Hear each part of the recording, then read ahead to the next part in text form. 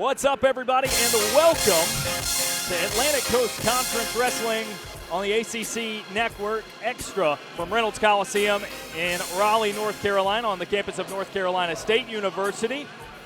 Darren Vaught alongside me, former ACC wrestler, former Wolfpack wrestler, Ryan Tice. And Ryan, today we've got a nice little matchup between a couple of ranked wrestling teams, but along the way we're going to see many individually ranked wrestlers as well. Yeah, you're exactly right. 18 wrestlers between the two teams are in the latest edition of the Coaches Panel rankings that came out this week. 7 possible top 20 matchups with a top 20 guy on either side. It should be a great one, as it always is in the ACC.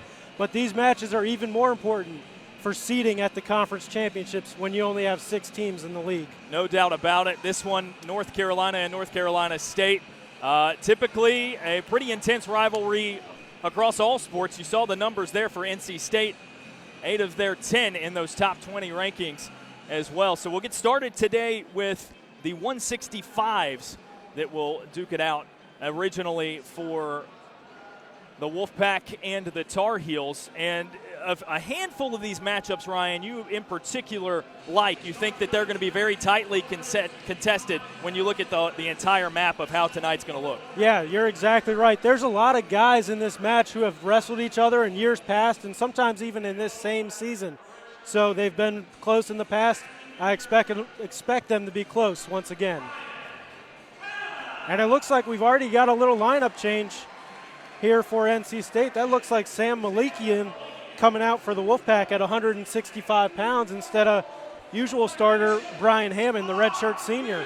Yeah, no doubt about it. So already quite the shakeup in the lineup. We had a number of wrestlers weigh in at different weight classes for both of these teams. Not 100% sure who we were going to see before the evening got started. So the initial grapple.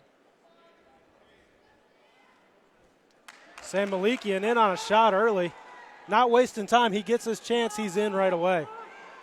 And, Ryan, the first bout of a team match like this can do so much to energize an entire team for an entirety of an evening. Yeah, especially when you got a pretty big crowd like we do here at Reynolds Coliseum right now. I mean, they've pulled out all the stops in this one.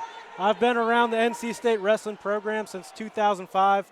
They've never had the band here like they do now. I've never seen the cheerleaders at a wrestling match.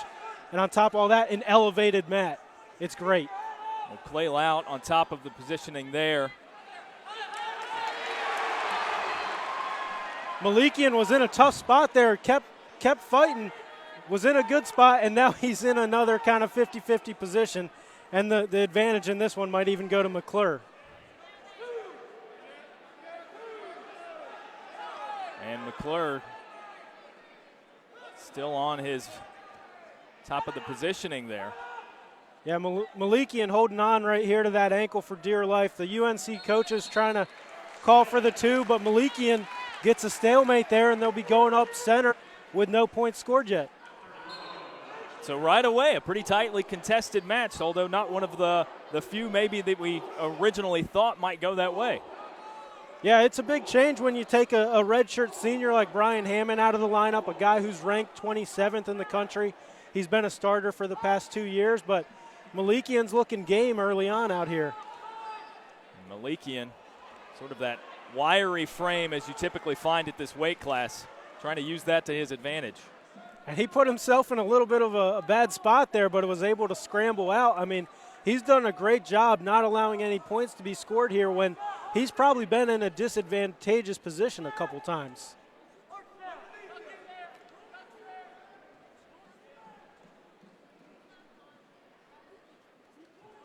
And McClure, you see, trying to work him to the ground here.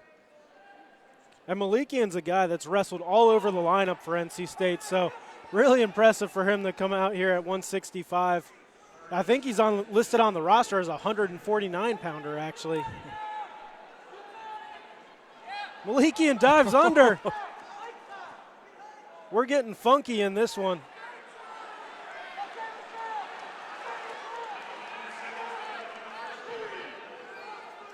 Malikian trying to muscle his way from underneath there, as you mentioned, typically at a lower weight class. Yeah, I would imagine he's giving up a size advantage here, and the ref gives the 2 right at the end of the period. So that'll go to McClure and North Carolina, and a 2-point advantage early.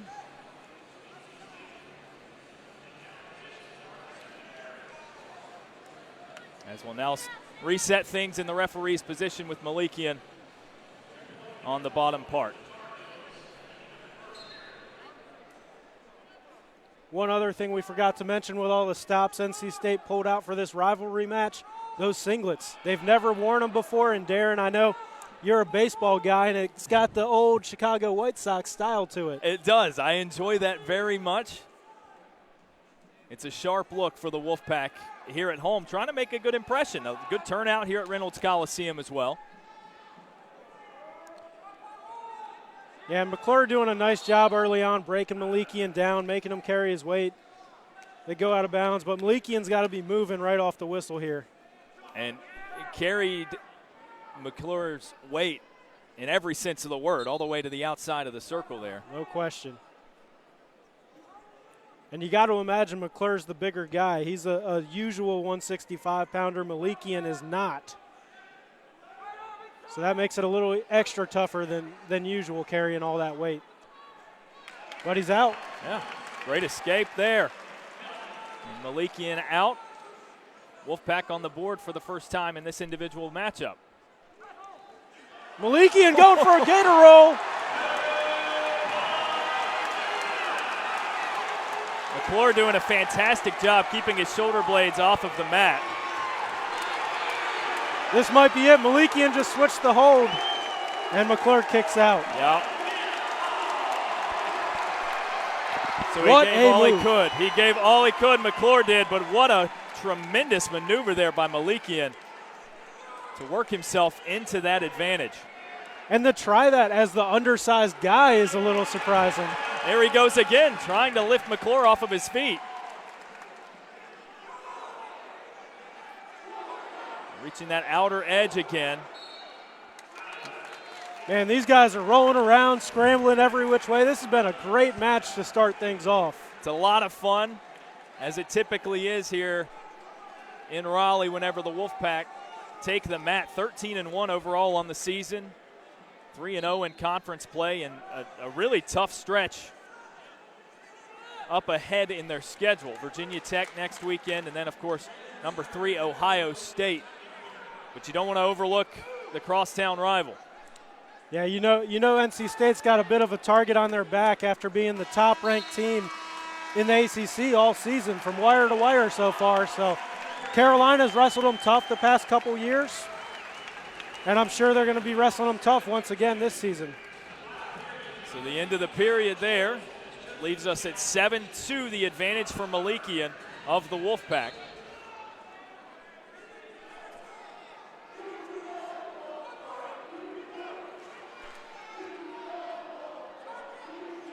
Good job on the double off there by Malikian to get him back down onto the mat.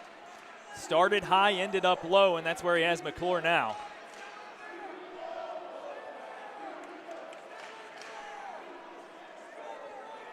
And on top of the 7-2 to lead, Malikian has 40 seconds of riding time. If he's able to get that over a minute and ends the match with it over a minute, he'll have an additional point tacked on to the score. He's at 50 seconds now with that riding time, as Malikian well in control of this one. And he's looking at the clock. He knows he's getting close to that minute, and he's just, there it is, Just 1 hit minute. 1 minute. So Malikian has the riding time point.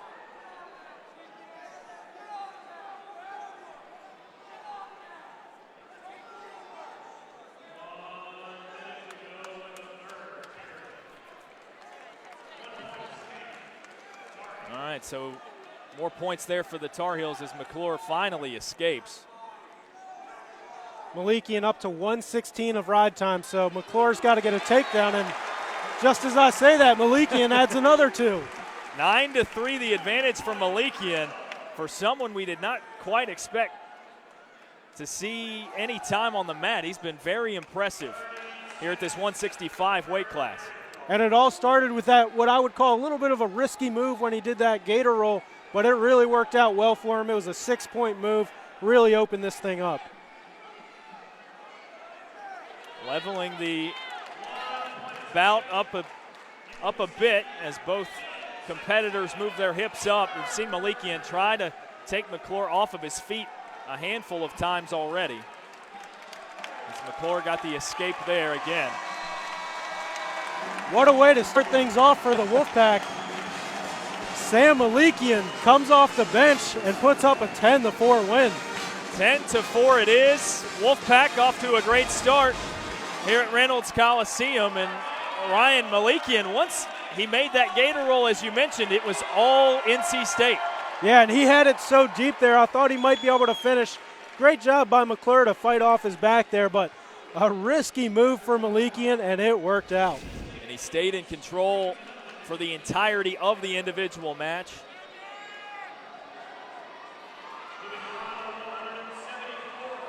And so that'll bring us next up to the 174s. No question who's wrestling in this position.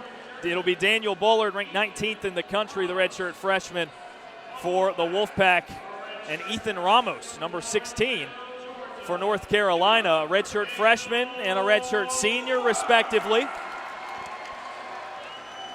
Yeah, and this should be a good one. You can just look at the national rankings and see how close they are to each other. Ramos was an All-American as a redshirt freshman for North Carolina.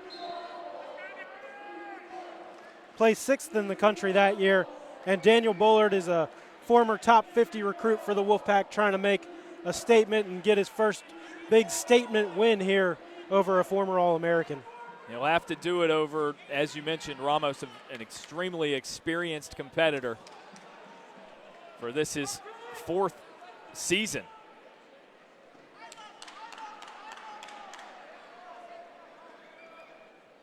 Yeah, Ramos is a 3-time NCAA qualifier, a 3-time ACC finalist, and there he is in on the low ankle pick, gets the takedown. So he gains control over Bullard in this one. Impressive in his own right, but perhaps we'll see the experience take hold in this, the second individual bout of the evening. Bullard with the escape. Perhaps a chance to regain his composure and gain some control over the match himself here. Yeah, good job of Bullard continuing to move there on bottom and getting his hips away to get the escape. But you can tell just looking at these guys, I mean, one looks like a redshirt senior and one looks like a redshirt freshman. No doubt about it. The one that you would peg as the redshirt senior, a little bit of physical control here. But the NC State coaches, I know, are very excited about Bullard. They have both him and his twin brother, Thomas, on the team. Thomas started as a true freshman last year, made the NCAA tournament while Daniel redshirted, and this year Daniel's going to try to do the inverse. Ramos going to the legs for a great maneuver there with the takedown. And 2 more for the Tar Heels as Ramos, pretty steady 4-1 lead, about 60 seconds left in the first period. Yeah, Bullard's normally very funky with his defense in neutral, and Ramos is just finishing so quickly. He doesn't even have a chance to do much about it. Impressive start for Ramos. It's an impressive combination of quickness and strength on the part of Ramos. And he's already got a minute of riding time. He just surpassed a minute right before Bullard escaped. It's at 1:03 right now.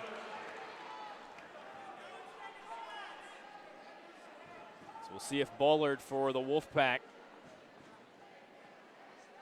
can take advantage now that he has escaped the second maneuver there. Another low shot from Ramos. Short time here. It's going to be tough to see if he can finish.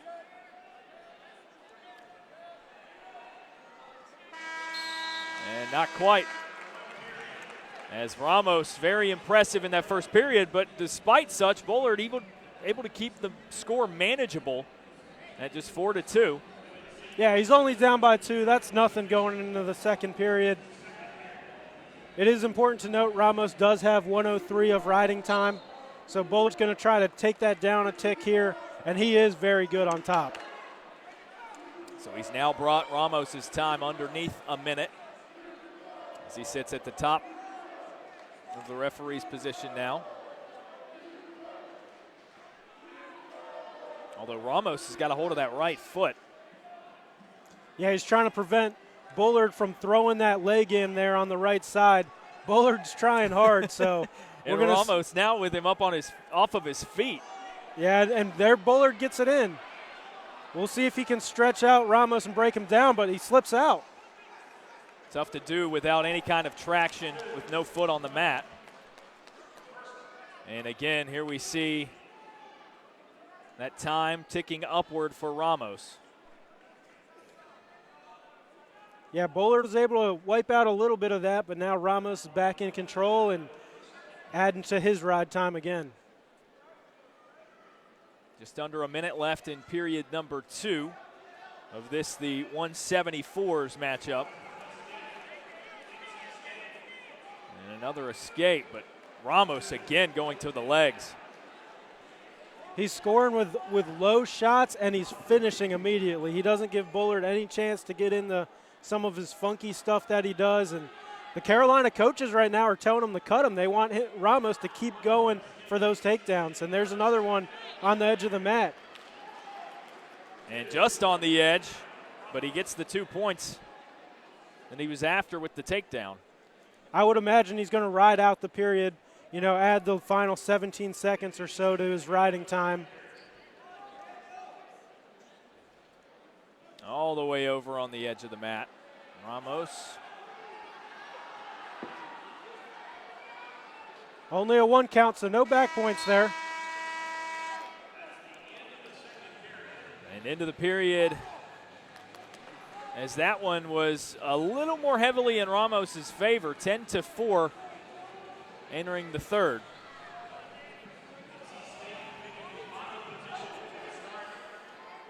Bullard has had a great season thus far, 13-5, but maybe a little bit of schooling here from the redshirt senior, at least so far.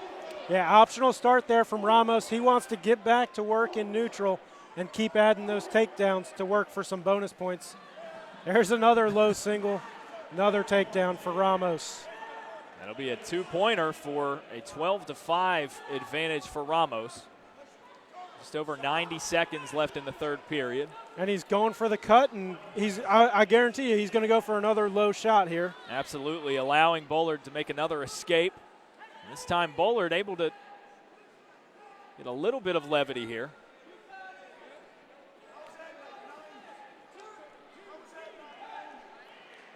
And 2 more for Ramos. He's just done a tremendous job.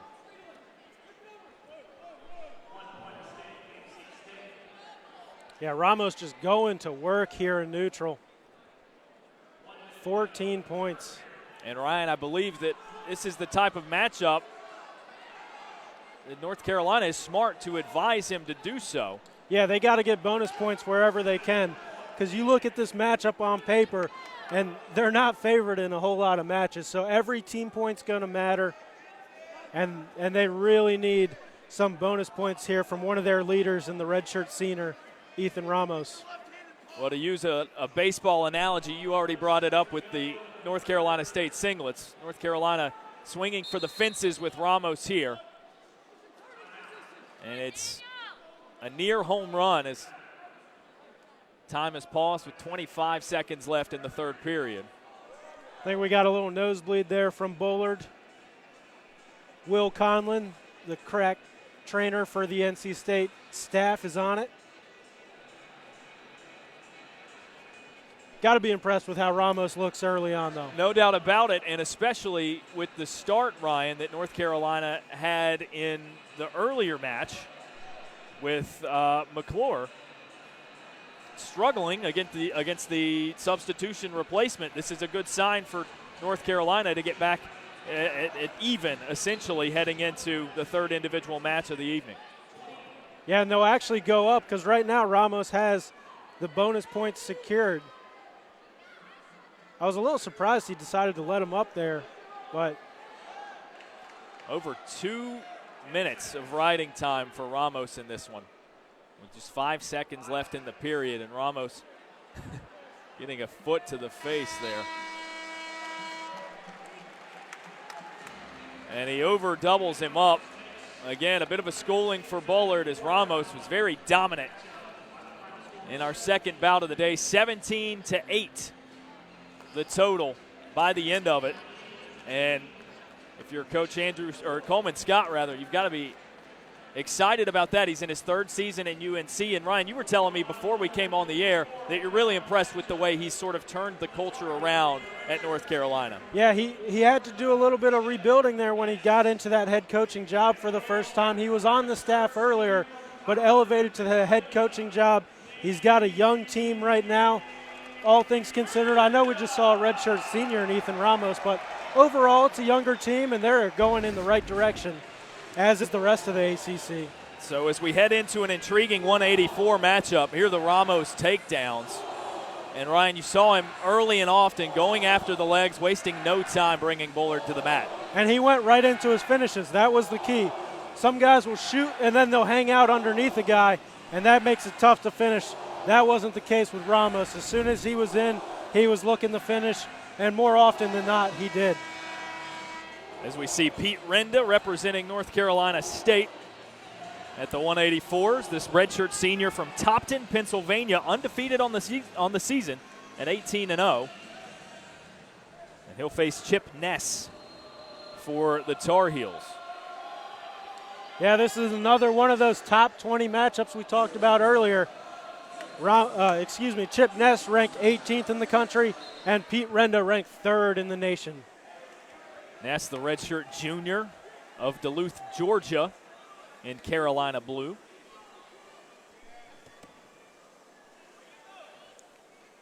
You mentioned earlier Pete Renda undefeated this year, one of 19 wrestlers in the country still undefeated going into this weekend.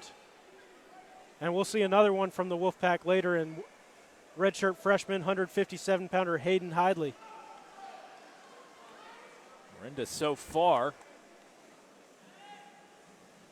having his work cut out for him.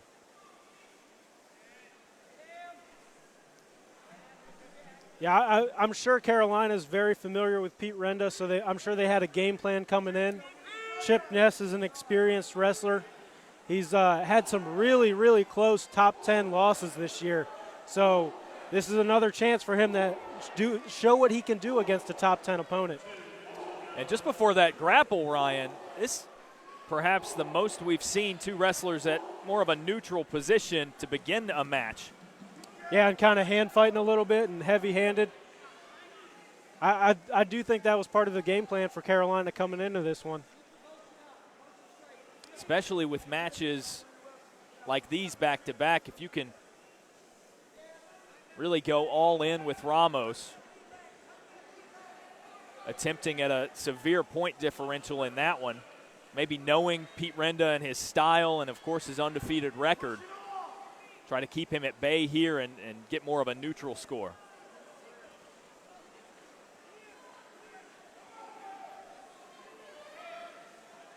Yeah, I mentioned it earlier. Chip Ness, 6th ranked matches this year. He's 1-5, but he lost all of them by 5 points or fewer, and every one of them was against a top 10 opponent. So just another one for Chip Ness.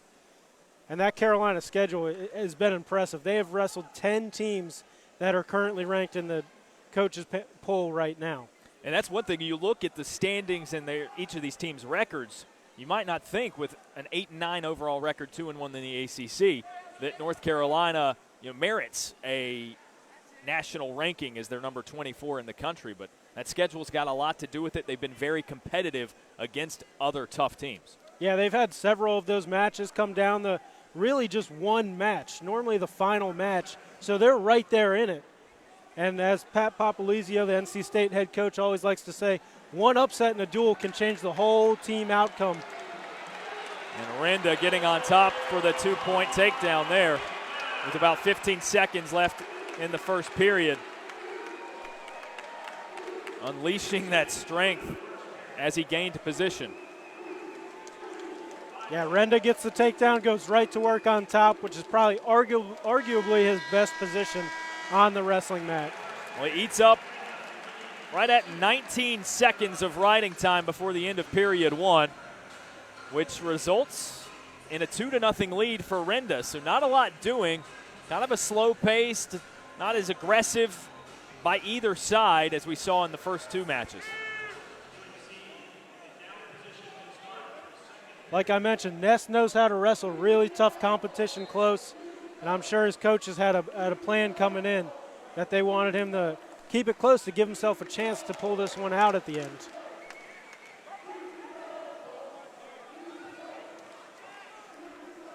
Ness wisely grabbing that right leg of Renda.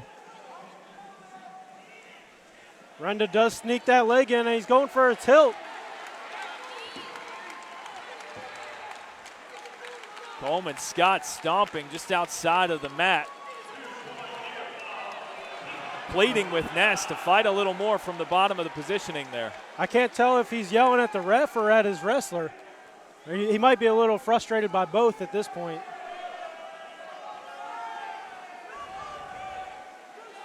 Yeah, and it's clear now. His concerns were with a call, as it was another 2 points for Renda, so a 4-0 advantage as he's well in control here positionally. Yeah, and Renda's so tough when he gets that leg in on one side like he does on the right side right now.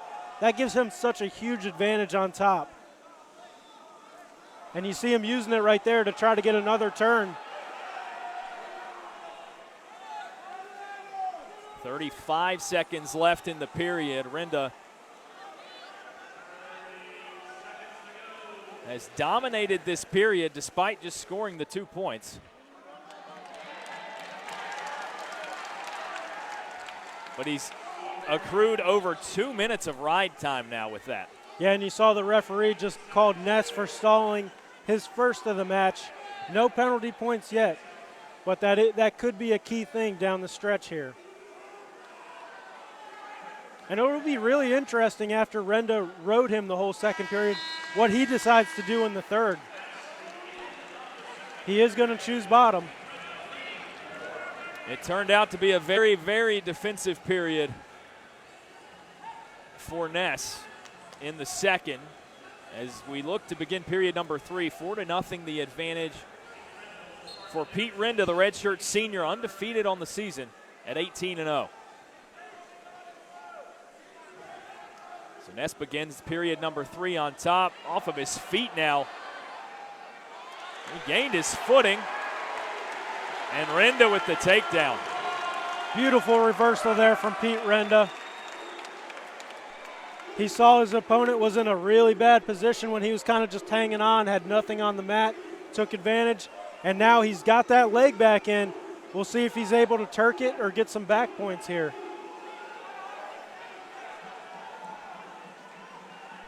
Riding up his time to now 2.5 minutes with over a minute left in the third period.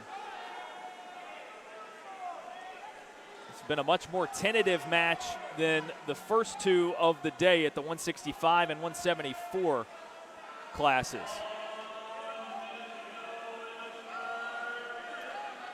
And you know the NC State coaches are trying to get Renda to get some bonus points here. He's up 6-0. He has almost 3 minutes of riding time, so he's up 7-0 essentially. He's got to get a turn in order to secure the bonus points here. 3:07 now is riding time. Just under 40 seconds to do it. This might be the turn. And that elbow to turn on Ness's right shoulder and unable to do so. And now the time is getting so low to where you're probably not going to cut him. You're either going to turn him and get the bonus points, or you're going to win 7-0.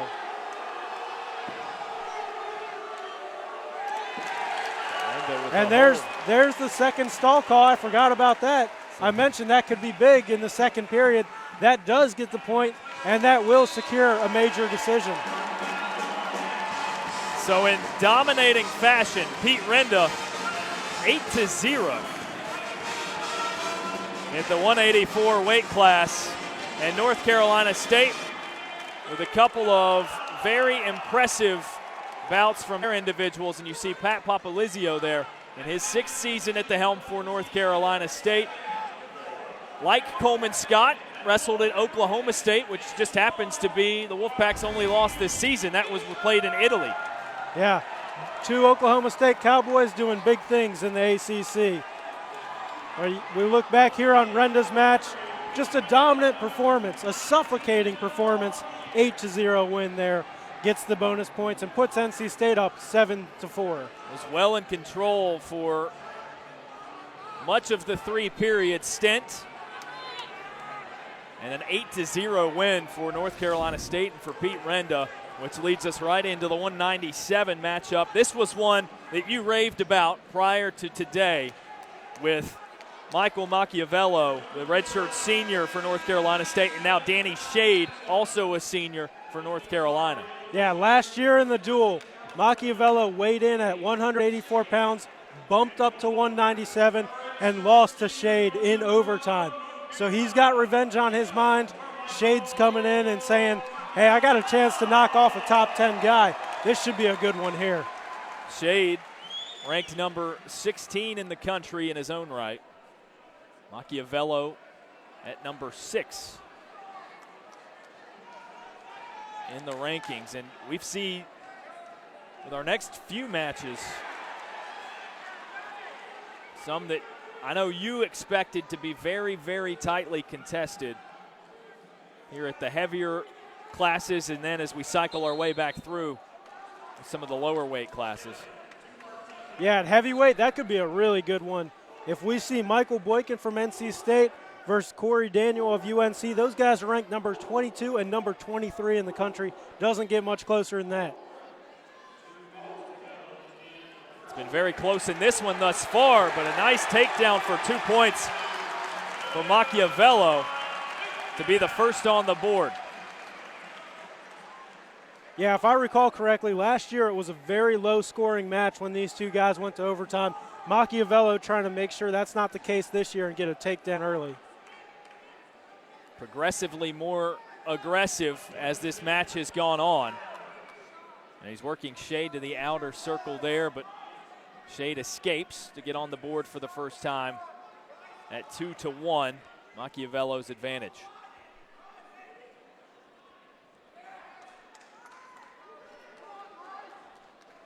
And Machiavello's wrestling really, really well this year. He's 14-1 on the season.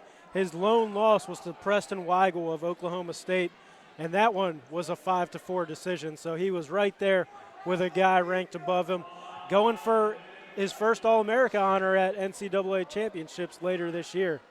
Under a minute left in the first period. Strong grapple for both, leaves them in a neutral position for no one to take hold.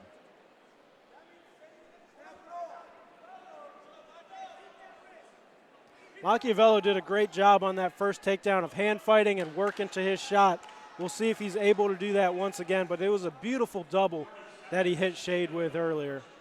And Machiavello, Ryan, you might have some insight on this, seems to be the much lower competitor here. He's trying to keep it low, where it seems to me that Shade, and it might be a stature element as well, Shade a hair taller, trying to stay high and keep Machiavello below him and stay on his feet. Yeah, Machiavello is just a real stout guy. Like I mentioned, 184 last year, but he certainly does not look out of place at his new weight class. This is his first year at 197 pounds, and you see him ranked 6th in the country, going 14-1. Really impressive job from him. Certainly held his own, if not more than that, in period number 1. 2-1 the advantage for Machiavello, and he'll start on top to begin period number 2.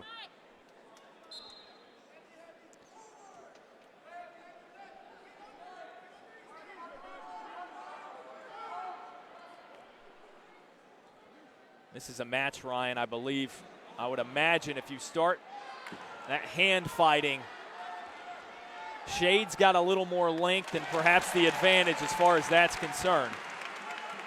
He was in great position there to get a possible takedown, and Machiavello was able to kind of scramble and kick away out of it. really impressive job by him to not give up the takedown there. Shade again wanting to stay high. He uses his hands there to stay on his feet. Yeah, Machiavello really strong with that snap there. We'll see if he goes back to it. Nice deep shot there from Shade, but it wasn't even close to being able to get a finish there. It's the first time he's gone that low on Machiavello so far. It's got to be tough to finish on Machiavello. I mean, he's got some tree trunks for legs.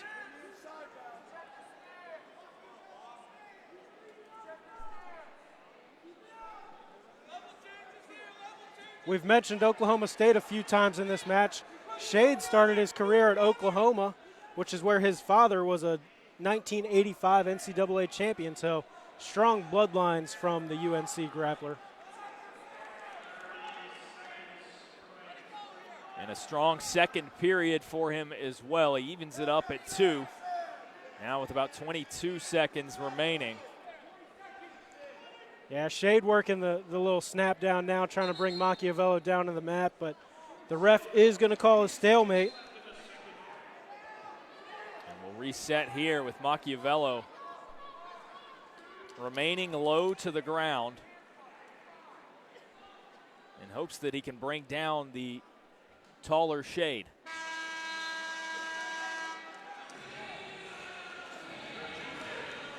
So they walk out the clock there in period number 2. All tied up. You mentioned overtime a year ago. We might be heading for a repeat. Potential for that, certainly. As we begin period number 3, Machiavello immediately with an escape to get the 3-2 edge early. Yeah, but Shade right in on a shot, not letting him relax. I think this one's probably heading towards another stalemate, but we'll see if Shade can gain an advantage. And that is indeed the call, another stalemate, so we'll reset. Neither competitor in this match either able to build up the riding time that we've seen so far in other matches. Yeah, you're exactly right. Machiavello has under 30 seconds, so it doesn't look like that'll be a factor right now. It might just come down to who gets this takedown.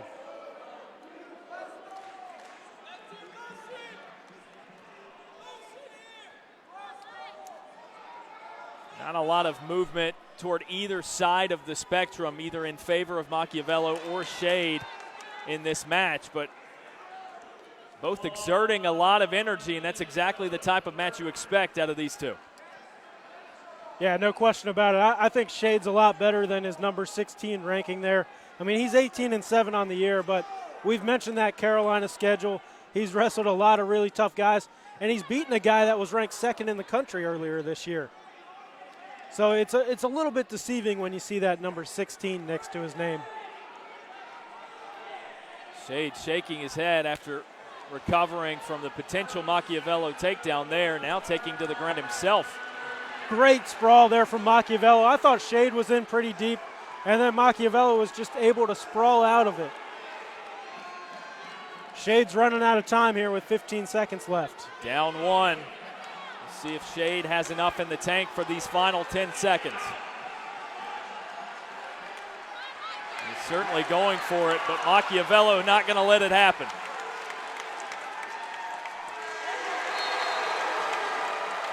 And with no points awarded there on that final scuffle, it'll end 3-2. Very, very tightly contested. Machiavello comes up with it. In your mind, Ryan, in your wrestler's eyes as you watched it unfold, what was the difference in this one? It was Shade couldn't finish. Every time he got in deep on a good possession, Machiavello was able to sprawl, never was really in danger. He did a great job in neutral, staying out of danger, and Shade just not able to finish. But that was a good match and one that we might see again, at the ACC tournament. So some exciting action here at Reynolds Coliseum thus far as Machiavello gets the 3-2 victory. Yeah, and you see that takedown there that he scored early on. I mean, that's obviously the difference. He got the takedown, Shade didn't. But it was a beautiful double leg. And you see here he was just able to hang on and force those stalemates anytime he got put in danger. So Macchiavello with an impressive effort. I would argue the same of Danny Shade, but it goes in favor of the Wolfpack by a single point, as NC State now with a 7-4 team lead as we make our way into the heavyweights.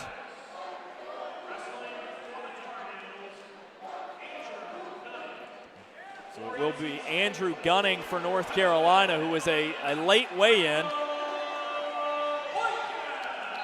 And then Michael Boykin, who you mentioned earlier in the broadcast for North Carolina State, number 22 in the country.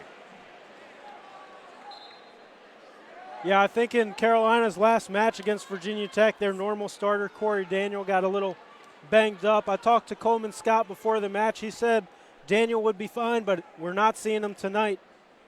And it's his backup out there. So we'll see what he's able to do against the nationally ranked foe in Michael Boykin, a guy who he himself has not started a lot of matches for NC State. He's only 3-0 in duels this year, so he's only started 3 duels. But he's gotten some huge wins. He stayed back in the U.S. when the team went over to Italy earlier this year, and he placed second. He had 2 top 10 wins at the Southern Scuffle, and he took Jacob Casper, the Duke heavyweight, who was ranked 4th in the country, to overtime. So that's starting to kind of sway things in Michael Boykin's favor as we get down to the postseason. He's got the better resume than teammate Malik McDonald. And he's also in the national rankings, which is the more important thing. Absolutely, the senior from Coatesville, Pennsylvania, at zeros with Andrew Gunning, the North Carolina heavyweight, as it's a 10-4 team advantage for North Carolina State. About 90 seconds left in the first period between these heavyweights. Yeah, and Boykin had another big win February 2nd, his first match since the Southern Scuffle, which was January 2nd, so his first match in a month. And all he did was go out and upset the 19th ranked wrestler, Ryan Solomon of Pitt. And a whistle blown as will be reset yet again with 1:08 to go in the first.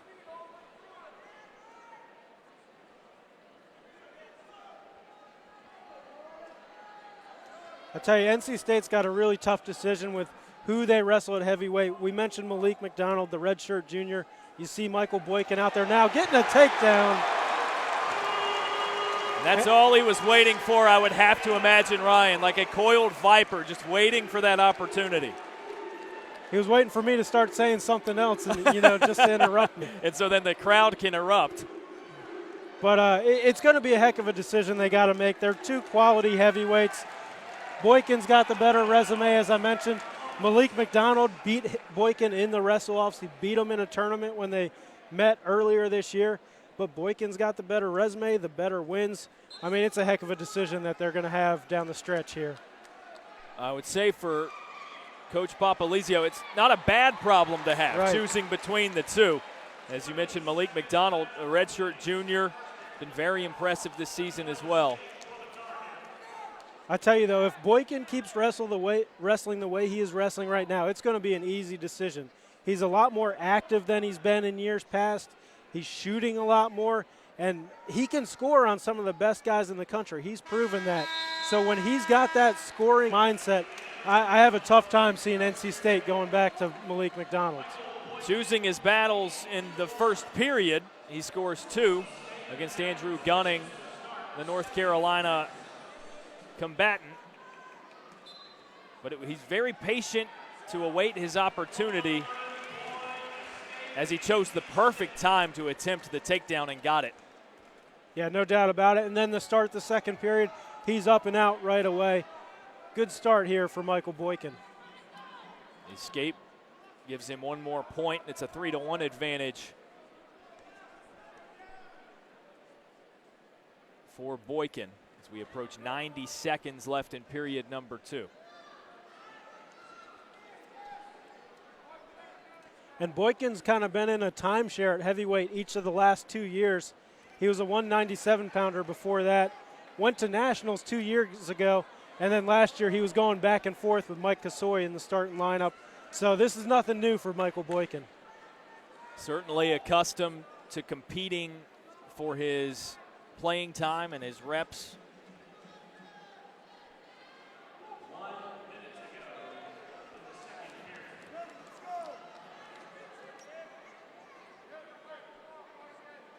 This one a little bit of a struggle for both sides. Not much movement in either direction. Gunning finally with a quick lateral movement there to try and get something going.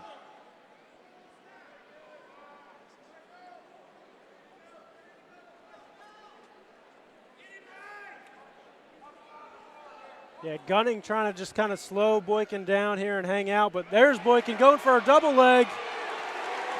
And he got it just on the near side of the mat. So 2 more for Boykin, who holds a 5-1 lead as we'll reset at the center of the mat with 18 seconds left in period number 2. Boykin also sneakily accruing some riding time as well.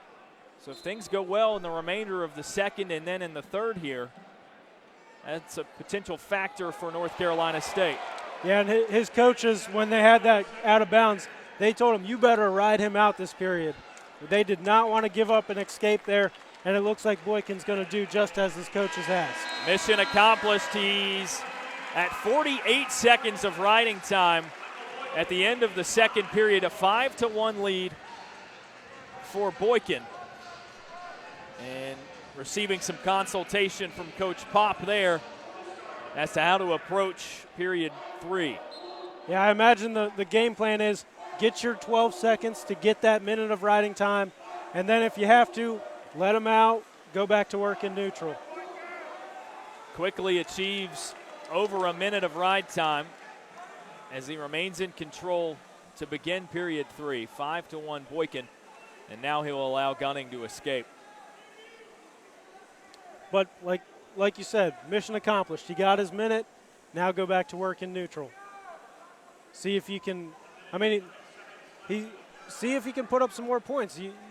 Every team point matters, especially in a conference duel. Now Boykin going low and a massive takedown. That was just a football tackle there. No doubt about it. And he looks up at his coaches to receive the word.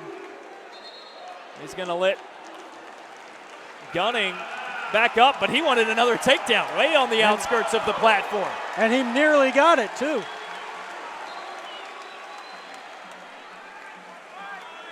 Just a powerful move by Boykin to make it 10-3 with a minute remaining in this heavyweight matchup. Match number 5 of the evening, so 5 more on the way as we'll take a break between. And you see Boykin's confidence really start to increase. The coaches said that's one of the big things with him. Southern Scuffle gave him that confidence when he picked up those top 10 wins. And you saw him kind of bouncing around a little bit. I mean, I've never seen Boykin do that in a match. I think his confidence is really high right now, and that's a great thing for NC State going into the postseason. Boykin definitely a personality if you can get it going and his charisma going. You see he's wearing the green socks. They've got toucans printed on them. I got to ask him what the story about that is. We'll have to find out. You see Gunning hit with his first stalling call, so like we said before, no penalty points yet, but it is something to watch.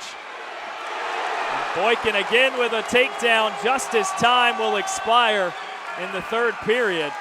He makes it 9-3, but he does have the holding time of 1:25, and it'll result in a 10-3 victory for the heavyweight of North Carolina State, and that brings us to halftime as NC State with a few very impressive performances to gain the early advantage as we've reached the midway point here on ACC Network Extra. North Carolina State Wrestling, second half coming up.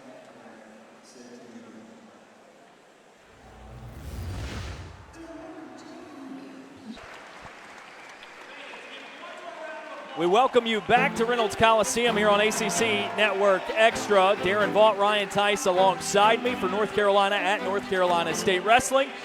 We're at the midway point, and the second half about to get underway.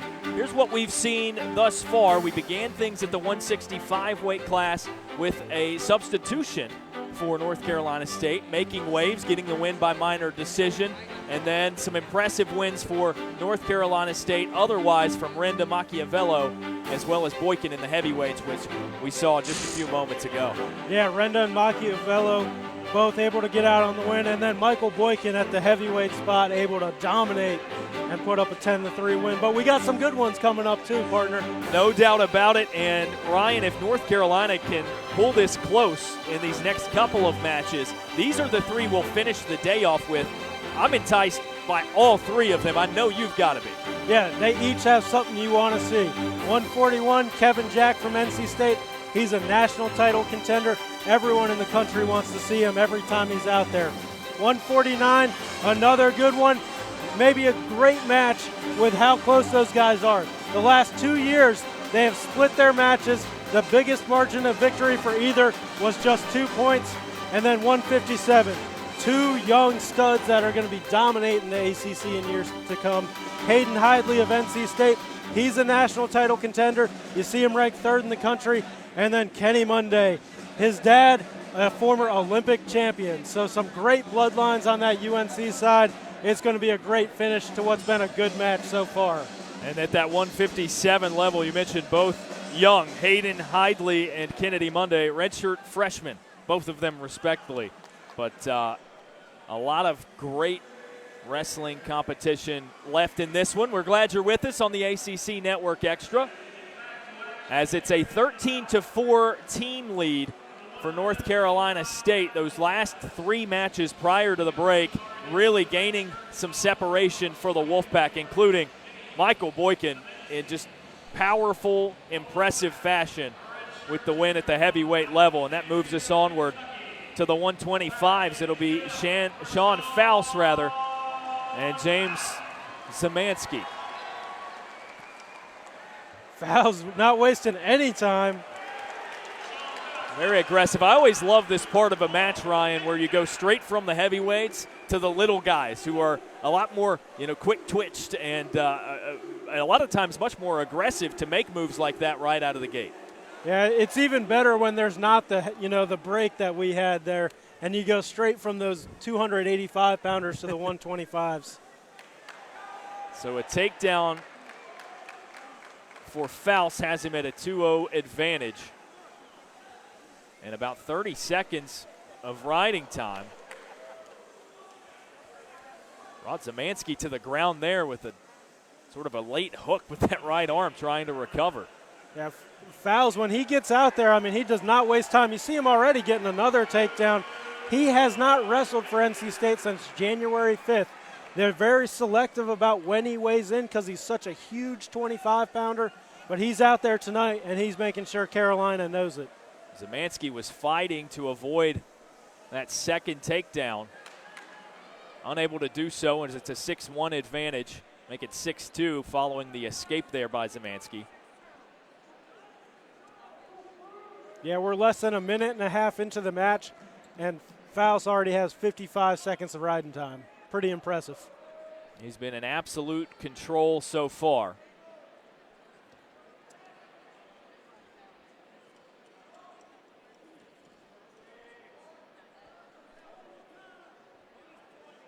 Faust is one of these guys on the NC State roster. Pat Populizio thinks he's got 5 national title contenders. Sean Faust is definitely one of them. He's 10-1 this year. His only loss is to Oklahoma State's redshirting freshman Dayton Fix, so he won't have to worry about him at the NCAA tournament. And he's got a win over another Oklahoma State guy who was ranked 3rd in the country when Faust beat him. So Faust, even though he doesn't have a lot of matches, has a resume that says he's right there with the best guys in the country. The redshirt junior, a Kentucky product.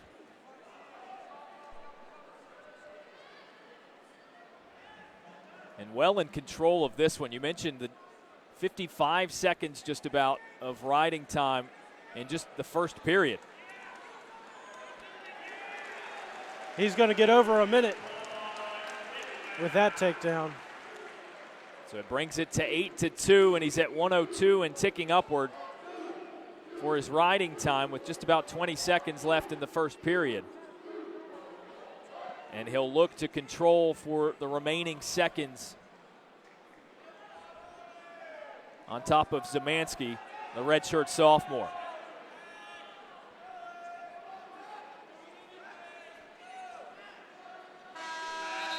Almost makes his way up to 90 seconds of riding time as the first period comes to a close. Maybe the highest scoring period from an individual we've seen thus far at 8-2.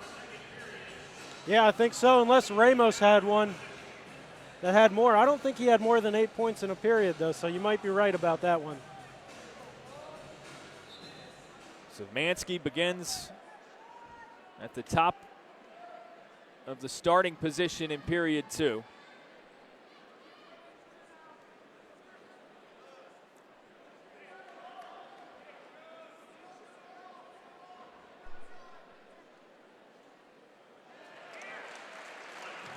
Zemansky trying to keep Faust at bay, but after a couple of different varieties of trying, really unable to do so. Faust gets the escape. Yeah, it almost looked like the size advantage came into play a little bit there. I mean, Faust is so tall for a 125-pounder. He'd be tall for probably a 133 or a 141-pounder even. Head is on the mat as he's flipped backward. Zemansky almost put him in danger there, not quite able to hold him, though. Impressively, Faust using his hands to regain control.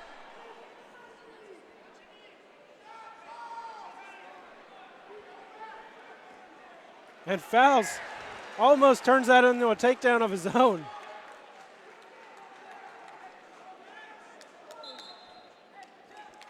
The stalemate will reset things. Faust nearly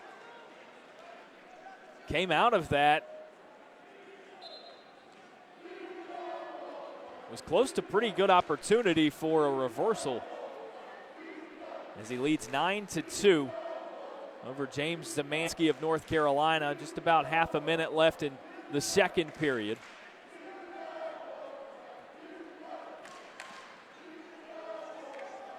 Fall's trying to pick up his motion and open for a shot, but Zemansky wrestling tough and holding him with that collar tie right now. Pushes away with few seconds remaining.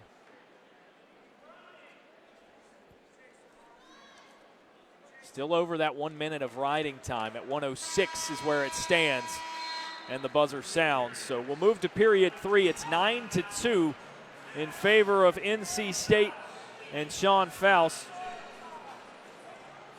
Zemansky was able to kind of slow him down there, though, after giving up 8 points in the first period, just 1 in the second. Faust only able to add about 10 seconds of riding time in that second period as well. He'll begin in control.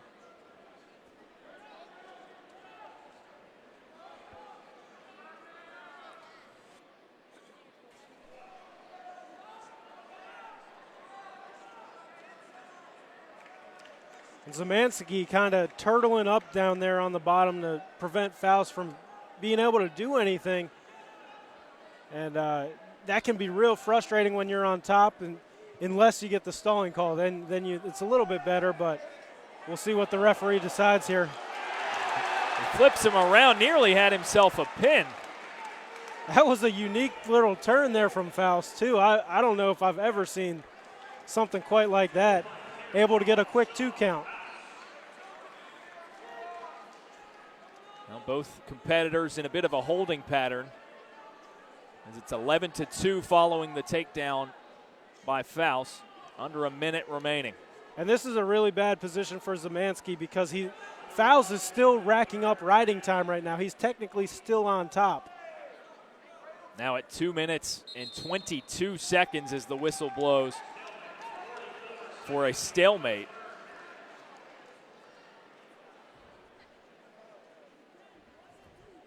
So well on his way to securing that extra point, it would seem, is Faust. Yeah, we'll see what he's able to do on top. He's so long on top, it really gives him a big advantage. And I mean, he's got a lot of turns, as we saw with that last one. And there's the first stalling call against Zemansky. Faust very aware of the possibility of such. Was looking up for the call prior to it being made. He's trying for another quick tilt, not able to quite get it. Now he's got the suck back, and that's going to be good for at least 4. That's going to be a 4 count. This crowd on its feet as Faust gets the 4 count. Indeed, 16-2 will be the final as time expires in the third period. And wow, what an effort out of Sean Faust. Yeah, he really broke it open with his turns on top. That was the difference in that match. A little bit of a slow second period. He really picked it up there in the third. Got those turns, nearly had the pin as he ran out of time. Waves upward for more applause from this Reynolds Coliseum crowd.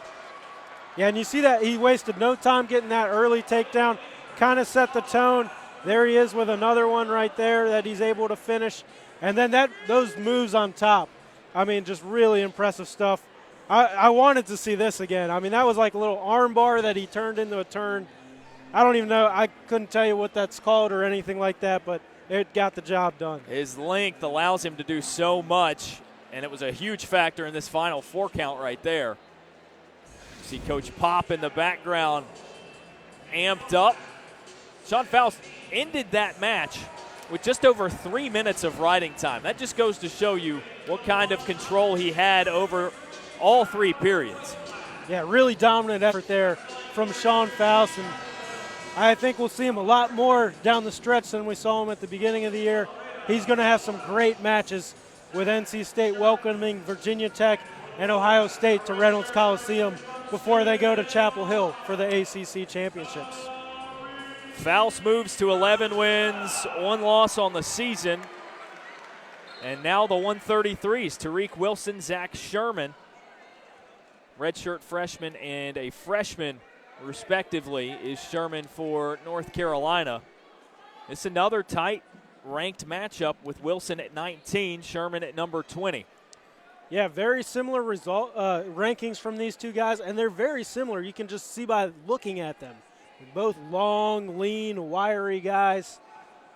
And NC State at these lower weight classes has guys that are just huge in terms of height for their weight classes, with Sean Faust, Tariq Wilson here at 133, and we'll see him in a second, Kevin Jack at 141. A bit of a contrast from what you see in the heavier weight classes for NC State, with a guy like Machiavello, who's a little stockier, shorter than most of his competitors, as well as Boykin. Yeah, Boykin's just a powerhouse.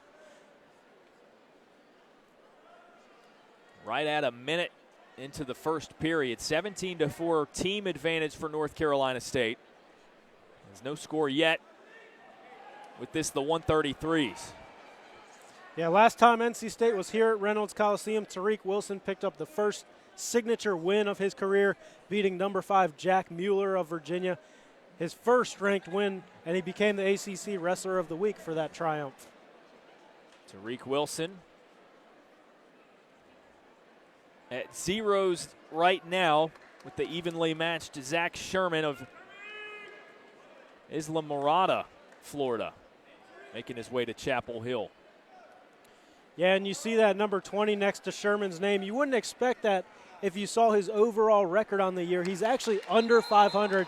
He's 13-14 on the year, but I talked to Coleman Scott before the match. The UNC head coach told me he thinks his wrestler has wrestled the toughest schedule in the country.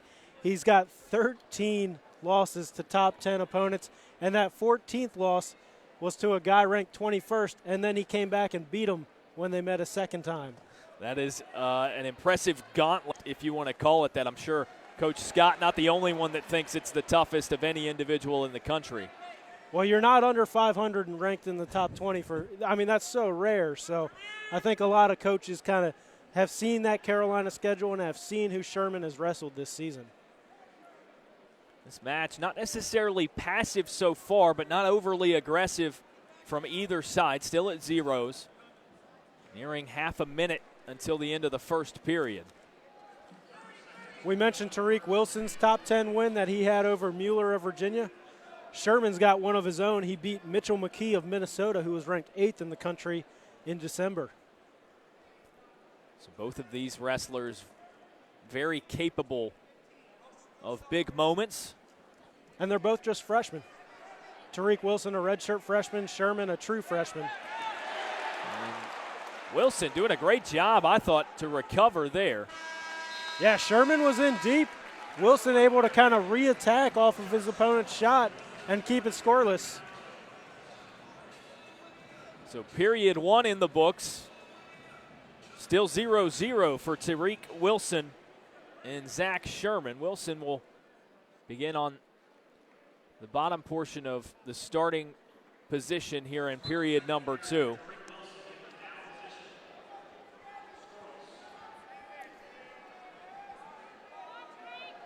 And the first bit of riding time acquired by either of these two is Sherman. Only about 11 seconds before the escape puts Wilson on the board for the first time, 1-0.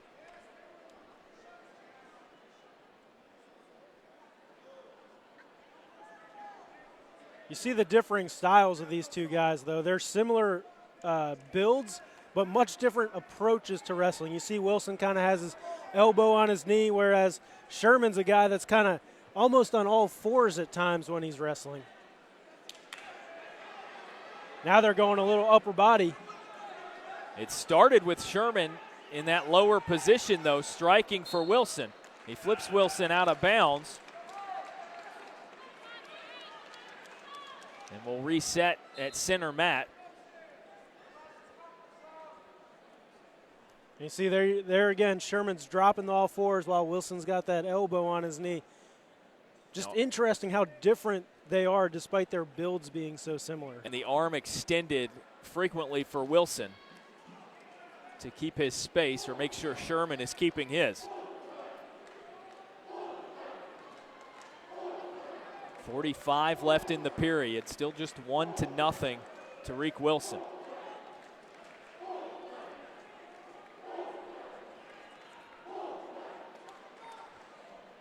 Ryan, as a former Wolfpack wrestler yourself, you mentioned prior to the broadcast a lot of firsts for this match, at least as far as what you've seen and been accustomed to in ACC competition here in Raleigh.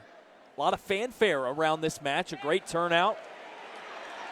Yeah, no doubt about it. There's a great crowd here, probably one of the biggest I've seen at Reynolds Coliseum, and they're loving it now. Tariq Wilson gets the takedown with 5 seconds left in the second period. That is going to be huge. Effective use of his length, got that right leg wrapped around the left of Sherman. Earns his first takedown and goes into the third period up 3-0 on the true freshman for North Carolina. You always like to score at the end of the period when you can. It's a huge mental thing when you can do that to your opponent as time's winding down. Great job by Tariq Wilson. He's got the 3-0 lead. We'll see if he can hang on. Spins to regain control at the start of period 3.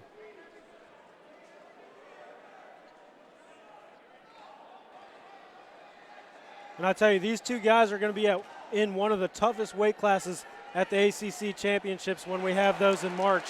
I believe all 6 guys from the league are ranked in the latest coaches panel rankings. So really impressive job for the ACC to have that much depth at one weight class, and that's a credit to these coaches on either side and the rest of the coaches within the league. And you see Tariq Wilson able to use that right leg, his right arm, and really securing Sherman against the mat. Yeah, and he's quickly approaching a minute of riding time now. He just surpassed 50 seconds. So it's looking good that he'll get at least a minute, and we'll see how long he can ride him. Sherman gets his arm free for a minute. Still cannot get away from Wilson. Great trip there by Wilson to return his opponent to the mat. I mean, that's just devastating when you're a guy who works so hard to get up to your feet, and then the guy just takes you down right away like that. Wilson remaining in control. This one has been all him in the third period. 30 seconds left. He's nearing a minute and a half of riding time. And wants the takedown on the outskirts of the circle. Won't get it, but will reset the action at the center of the mat with 23 seconds left. And the NC State coaching staff directing Wilson to hold him down for this last 23 seconds. They don't want to see an escape. They want to see a nice, comfortable 4-0 win. He'll reset with great opportunity to maintain. 20 seconds left. And keeping that low position, it's been tough for Sherman to break out of it so far. He gets the escape there. He's going to need a takedown and then some, though, to win this one. Sherman is gunning for it, just under 5 seconds. Wilson able to avoid a takedown, and he'll come away with a 4-1 victory at the 133 weight class. Another one for NC State as Tariq Wilson gets his 20th win of the season. And that's a quality win there for Tariq Wilson, beating a guy who was ranked 20th in the rankings. And you see this, here's the lone takedown of the match. Great finish there from Tariq Wilson. He really used his length well throughout that bout. And so that'll bring us to number 2 in the country, Kevin Jack, the senior of Danbury, Connecticut. Just one loss on the year. Second ranked 141 competitor in the country. He faces number 20, A.C. Headley, a redshirt sophomore for North Carolina. Yeah, and as we saw in that graphic, Kevin Jack quickly closing in on the school record for wins. He already surpassed 100 earlier this year, 15 away from the school record now as it stands. And to put into perspective how hard it is to get 100 wins, NC State has won more individual national championships than they have individuals that have won 100 matches in their career at NC State. That's great perspective on what has been a tremendous career for Kevin Jack. He's not done yet at 15-1 on the season. Yeah, he's a guy that All-Americaned as a true freshman. He got pulled out of his red shirt late in the season. Kind of surprised everyone. He placed 4th in the ACCs and 5th at the national tournament. So that's just crazy to see something like that. Got back on the podium last year, placed 3rd, but this year he's looking for that top spot and that gold medal. Very technically sound, waiting for his opportunity against Headley in this one. And Jack's actually beaten the 2-time defending champion Dean Heil of Oklahoma State earlier this year. Jack will have his first takedown on Headley for a 2-0 advantage right at a minute in. And like several of the guys on this NC State team, Jack is really, really dangerous on top. He's got a lot of different turns, bars, all kinds of different things he can throw at his opponent. One of the more technically savvy wrestlers in the country, as he's quick to move on Headley with 20 seconds of riding time now in period number 1.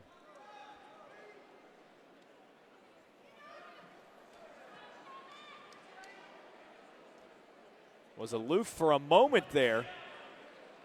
Regains his footing, but not before a Headley escape.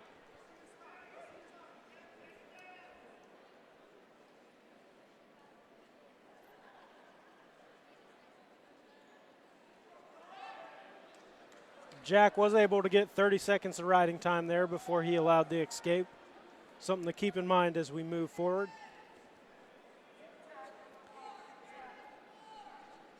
Jack likes to begin high, and then as soon as he grapples, he goes extremely low, lower than most shooters you'll see. Yeah, and he's really good on reshots too, which is exactly how he got into this situation right now. His opponent shot, he reshot, and that's what some of the best wrestlers do. When your opponent is attacking, they turn that into an advantage for them. Headley with a quick wipe of his nose, but he'll be all right to continue.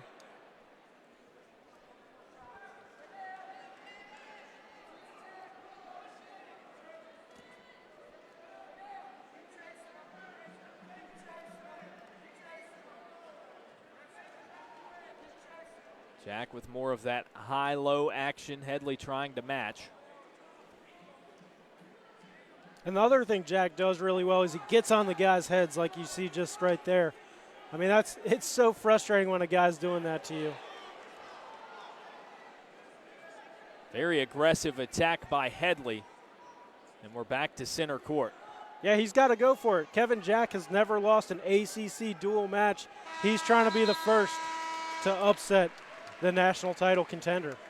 Well, he hangs on, 2-1 Jack's favor through one period, as NC State holds a 20-4 team lead. And both in terms of the numerical score as well as momentum. For Headley to get a win in this would go a long, long way for the Tar Heels in a comeback effort. No question about it, and it would be huge for ACC seeding purposes. I mean, it would be a statement-type win for Headley, and one that would, I mean, it would rocket him up the national rankings from his current spot at number 20.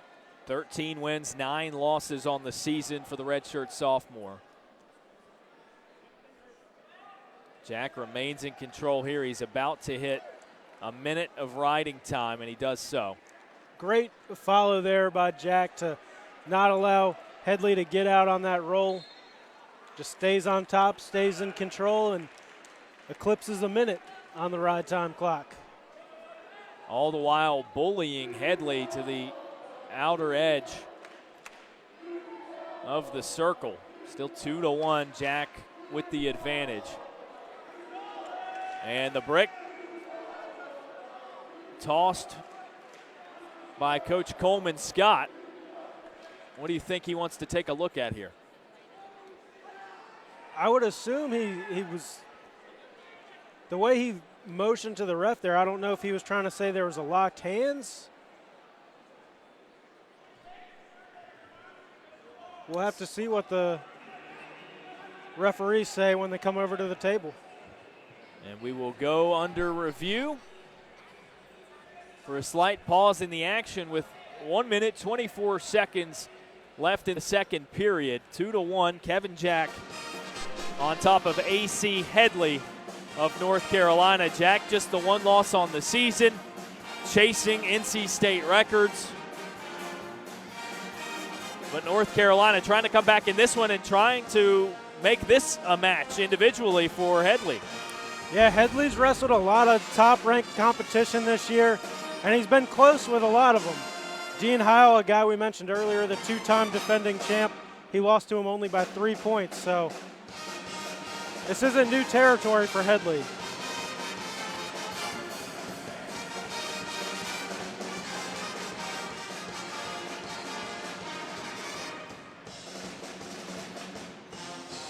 So they're having a look at that scuffle on the outer edge that occurred just before we were about to reset the action. And we weren't able to hear what the referees are looking at over there on the monitor. But if it is indeed locked hands, I don't think he ever locked his hands. I mean, we've got a great shot of it right there from our crew, and I never see where his hands touch. Nor do I, and we've received word that that is in fact what they're looking at. I guess it was that second right there where Jack wrapped both arms around the right leg of Headley, but I, like you, think it's pretty obvious. Yeah, I mean, he had one above the other. I never thought that they locked or even touched. And Coleman Scott might have not had a great view of it with this elevated mat. I'm not sure where he was at. That was on the far side from him. But I can't imagine we're going to see a reversal of the you saw call the here. officials both shaking their heads. I imagine that will be the determination.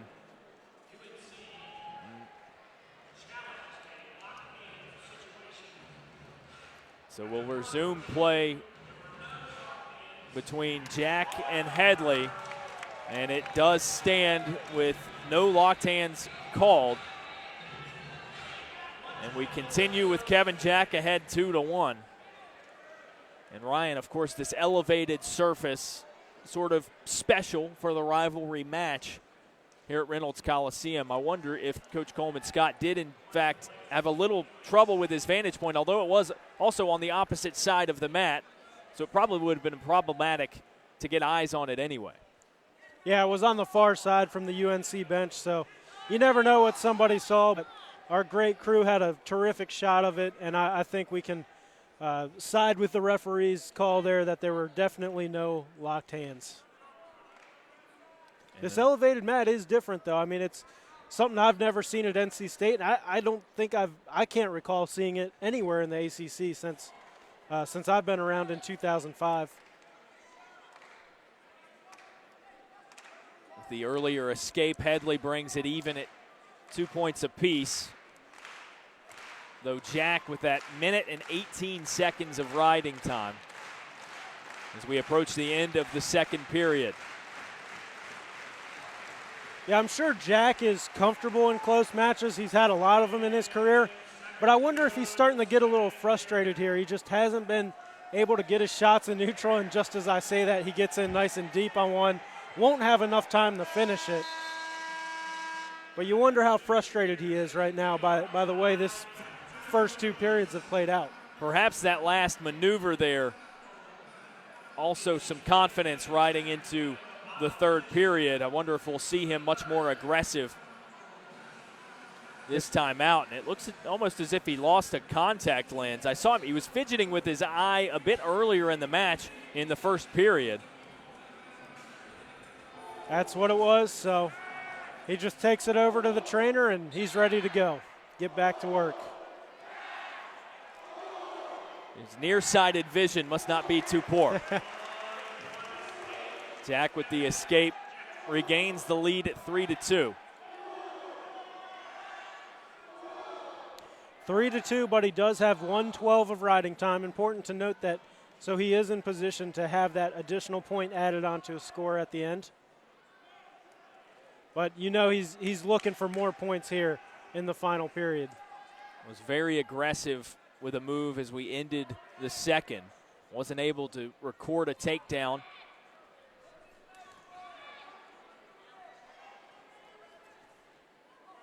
The two guys kind of trading shots now.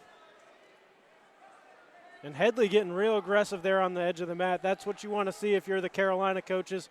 And you really wanted to see him try to shoot his opponent out, maybe get a stall call, but Jack, the savvy veteran, able to work back center, and now he's in on a shot of his own. And Headley has maneuvered this match closer to the mat. As you could tell, Jack was trying to keep it higher and stay on his feet, although he likes to deceive with that high-low approach.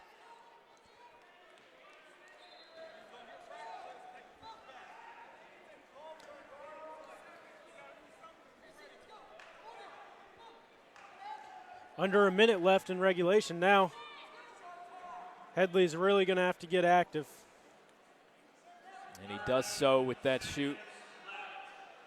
But Jack matches, 25 seconds remaining. Kevin Jack with a 3-2 lead. Chasing history here for the Wolfpack. Jackson deep on that one. Look at the split from Headley to try to fight it off. Headley is in a full-blown split, trying to resist the effort from Kevin Jack. His time expiring in the third. The buzzer sounds, and Jack will take it 4-2 as he now stands 14 wins away from 100. And that one he kind of just fights off here and there, a couple of great moves to separate himself from Headley, but by a very narrow margin. Yeah, you see that takedown there in the first period. That's the difference in the match right there. But Jack, I felt like was still in control despite it being close. Thought he was in control the whole time. Was never really put in danger. And for as many times as Headley shot, he was never able to really get close to finishing. So staves off AC Headley, and Kevin Jack advances to 16-1 on the season. That brings us to our final two matches, and a very intriguing one at the 149 weight class. Bo Donahue and Troy Heilman, both redshirt seniors, a lot of experience, and a combined record of 41-6 between the two of them. Yeah, not too shabby. They've done pretty well so far this season, I think it's safe to say. Yeah, and these are guys who have wrestled each of the last 2 years. They've been close. So I came in, even if you see a little separation in those rankings, I came in expecting this to be a close one. Bo Donahue lives for close matches. This season, he is 6-2 in matches decided by 1 point or that went to overtime. So very comfortable in that situation. And these two guys, like I mentioned, have been close to each other the last 2 seasons. Donahue for the Wolfpack, out of Centerville, Virginia, ranked number 13 in the country, but absolutely capable of holding his own with top 10 wrestlers, including Heilman, who comes in at number 7 entering tonight. Yeah, Heilman's a 2-time NCAA qualifier. Donahue, meanwhile, has kind of been timeshares the last couple of years at 149 pounds. He's started some, but he has never qualified for the NCAA tournament. Trying to change that in his last year of eligibility. Not much doing 1 minute into the first period. North Carolina State holds a 23-4 team advantage over North Carolina.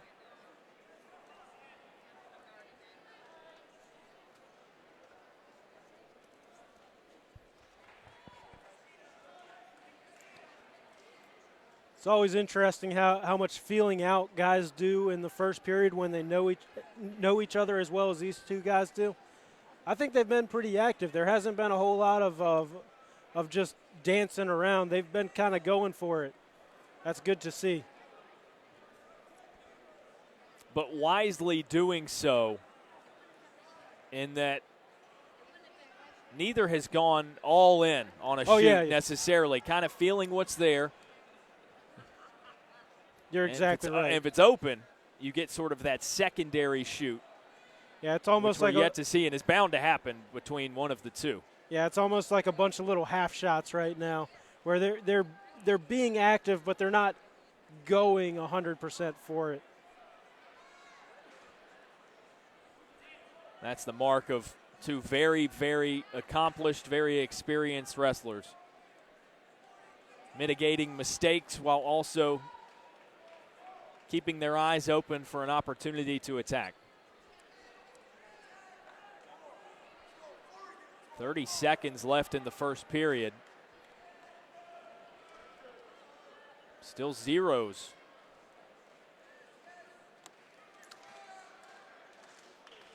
You can hear the NC State coaches. Donahue did that little half shot and got a reaction from Heilman. They want to see more of that.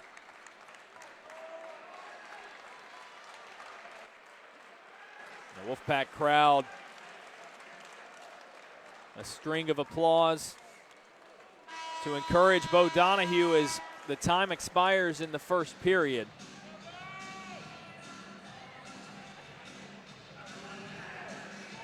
Donahue will start the second period on bottom and try to score first here.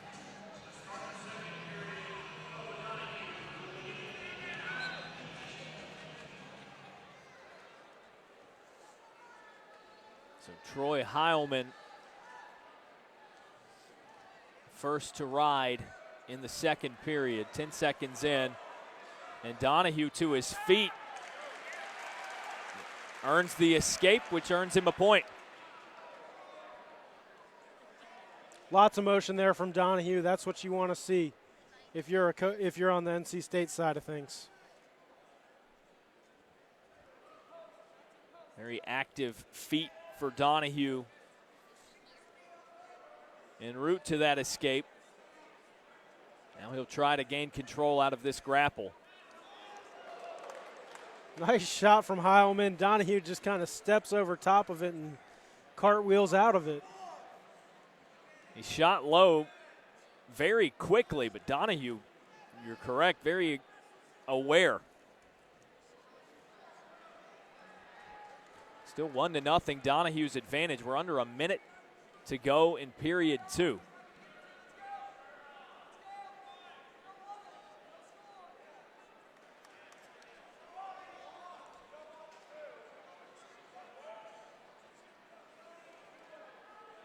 And I believe this match is going to play a big role in deciding who is the top seed at the ACC Championships. I'm pretty sure these are the top 2 ranked guys in the conference. Donahue with his left leg tied up, and too much for him to handle as Heilman earns the takedown and a 2-1 lead. Donahue doesn't have a lot of time. If you're NC State, you really want to see him try to escape here, but he's just not moving a whole lot on the edge of the mat, and time is ticking. Seconds waning, underneath 5 now in the second period. Just not enough motion if he wants to escape there at the end of the period. So Heilman's got a big advantage. He's up 2-1. He's got 39.5 seconds of riding time, and he's got choice going into the last period. And, of course, he's going to choose bottom and try to make it 3-1.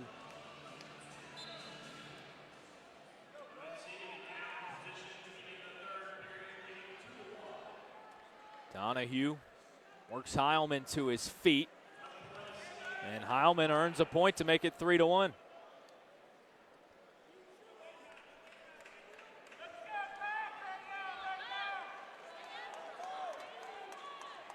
Donahue's made big comebacks before this year. We'll see if he's got it in him again. He's going to have to get a takedown here. Shoots low there. That's exactly what he was going for. But Heilman wraps his arms around Donahue's torso, now going after that right leg.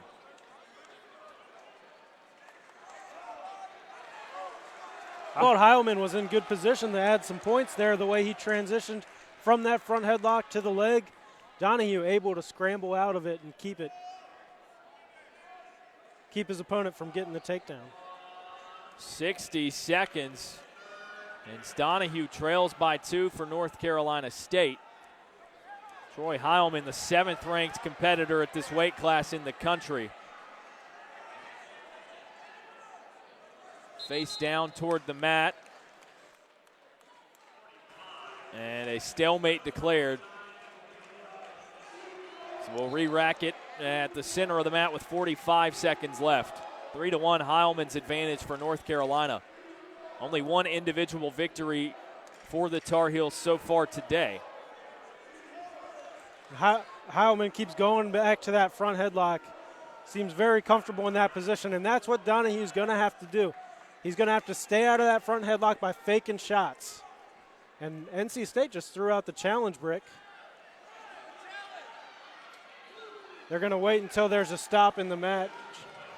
And Heilman awarded the takedown to make it 5-1. 5 seconds left in the third period as a whistle blows. And now it looks like the review will take place.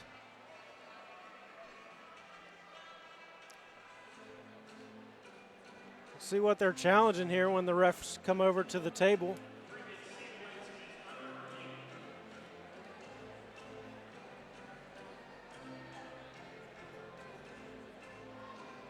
You see Pat Papalizio talking to the referees, explaining his point of view. I think he's trying to say that Heilman was pulling on Hammond's headgear. And Papalizio had a different vantage point from his assistants. I believe Adam Hall and Donnie Vinson, the ones that tossed the brick out for the challenge. So it is, they're trying to see if Heilman was pulling on Donahue's headgear. We'll see what we can see here. And it was specifically worded that it would be the chin guard is what's believed to be the key part of the equipment. You see Donahue adjust right as he comes up from that movement. But I think it was just rattled on his head. Didn't look to me like Heilman had a hand on it. Yeah, it didn't look to me like he had it on the chin cup there. That's a great view of it. And I think that might change my mind. I don't know if it's severe enough to warrant penalization. He certainly has his hand on the chin cup. I don't know if he's pulling on it enough to warrant a penalty point. So that is easily our best view of it. And I think Donahue whipped his neck forward in enough time to really prevent Heilman from wrapping his fingers around the chin strap and pulling on it. But you're right, he certainly had his hand there. This one a much closer call, I think, than the earlier review for North Carolina. Looks like the referees have reached their decision. We'll see what it is.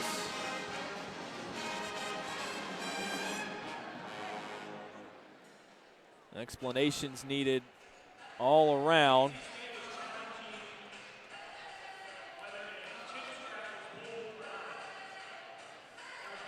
Looks as if it will stand that there was no penalty.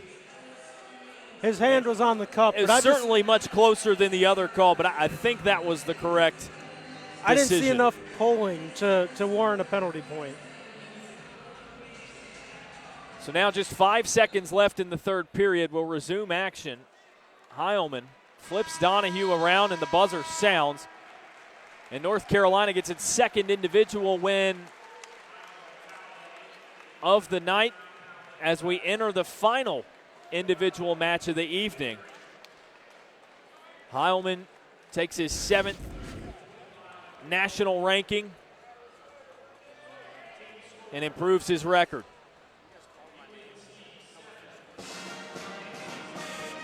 Donahue really struggled from the second period on. Heilman just a bit strong for Donahue down the stretch there.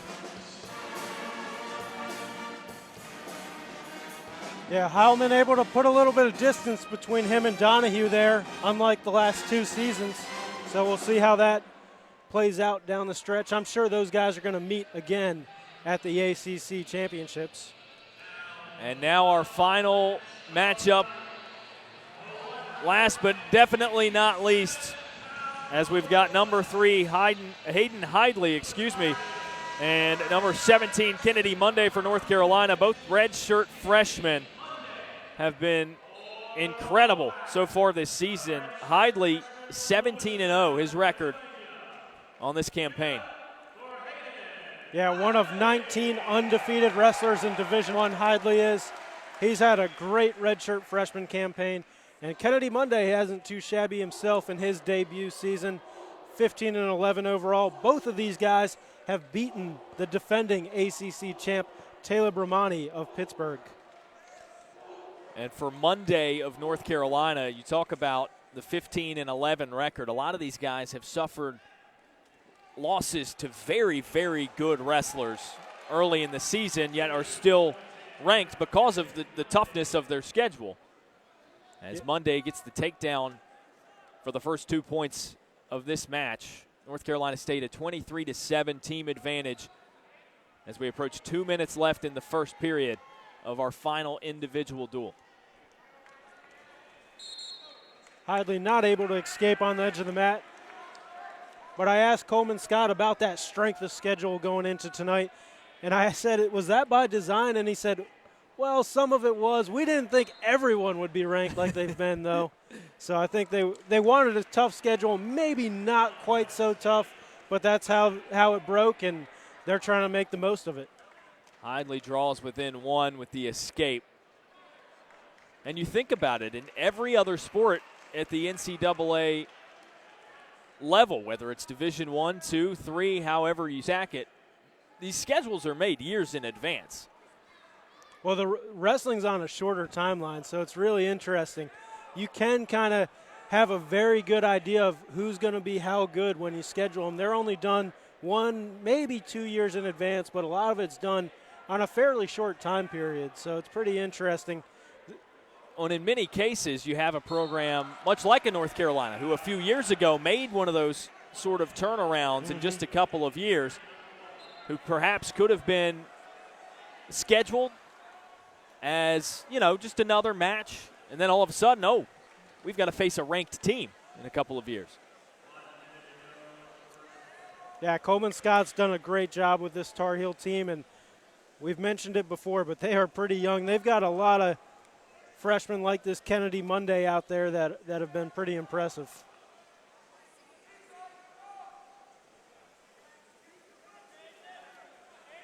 It's been in control more often than not in the first period. 35 seconds remain. Monday a 2-1 lead. Monday is so long. I don't know how he wrestled 149 when he redshirted last year. He's almost like some of those NC State lightweights they're just super tall for their weight. I'm sure he's got his weight under control, but he's got to be cutting a good amount, and that length can cause a lot of problems for your opponent, especially when you're a guy like Hidley, who's probably a little on the shorter side for 157. He's stout. As is the case with all of these competitors, but you have to be especially careful with a wrestler of his length. Not one bit of wasted body mass whatsoever. No, none at all. He might have a contact issue.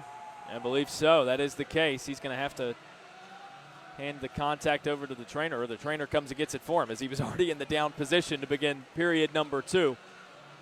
He holds a 2-1 lead.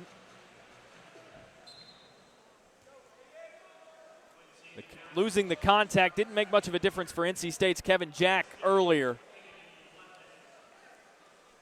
Can't imagine it will affect Monday's performance either.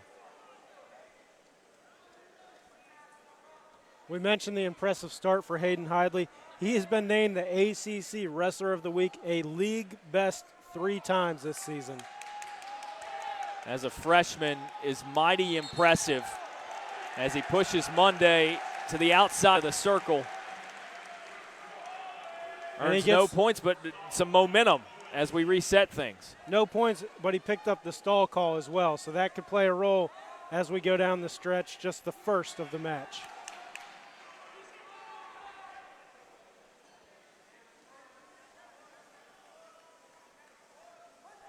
.70 seconds left in the period as Monday holds a 3-1 advantage on Hidley.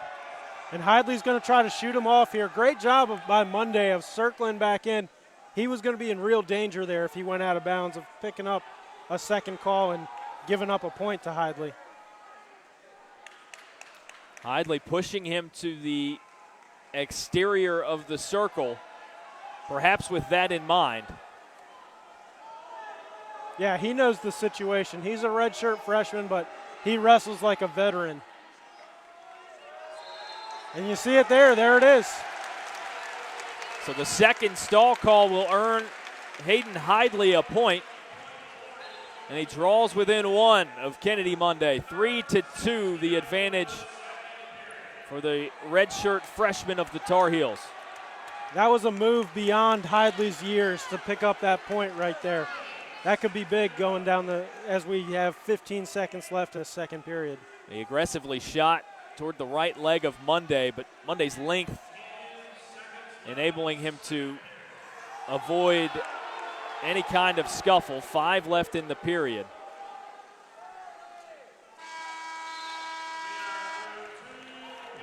And it might not show up as such on the scoreboard, but a great second period out of Hayden Hidley to draw back within 1.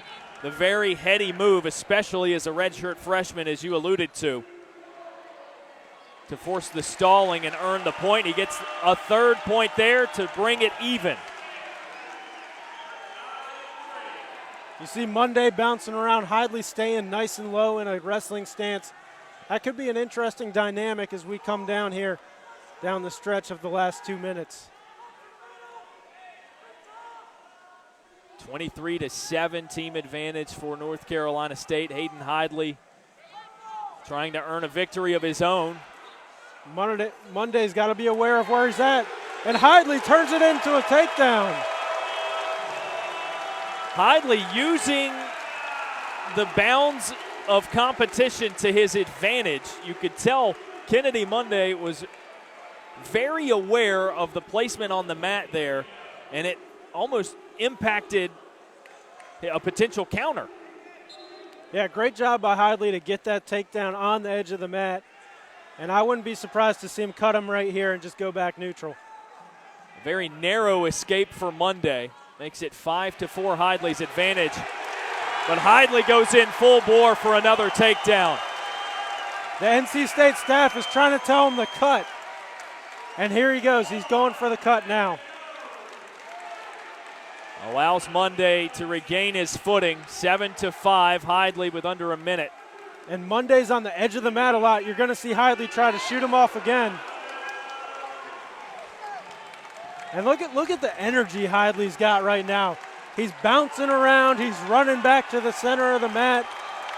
He was very methodical at the beginning of this match, but another takedown as Hayden Hidley has taken full control in period 3.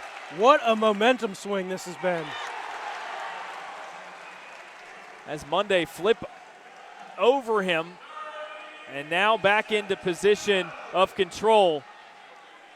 In the positive for the ride time is Hayden Hidley with just 20 seconds left in the match. Strong third period for the redshirt freshman, Hayden Hidley. And there's another one. That's going to be another point. Hayden Hidley has purposely forced Monday to the outer edge and done it. He's executed to perfection as he earns another takedown there. What a final period from redshirt freshman Hayden Hidley. The close down. 12-6, he gets the win. An emphatic celebration afterward, and it secures the team win for North Carolina State. And it turned out to be a very dominant night for the Wolfpack. Just 2 individual victories for the Tar Heels and a lot of high energy moments for the Wolfpack as NC State number 6 improves to 14-1 on the season, 4-0 in ACC play. They've got Virginia Tech next Friday. You and I will be on the call for that one. And then Ohio State, the 3rd-ranked team in the country. So an interesting stretch for the Wolfpack, but this carrying a lot of momentum into those 2 matches for them. Yeah, what a way to finish the season. 2 top 10 opponents come in the Reynolds Coliseum before they go to the ACC championships in Chapel Hill. And then, of course, the NCAA championships in the middle of March in Cleveland. So the team victory for North Carolina State, notched by impressive efforts from a number of competitors as they take this one in ACC play. For Ryan Tice, Quan Wright, and Lauren Davis directing, I'm Darren Vaught. This has been a production of the ACC Network Extra. Thanks for joining us.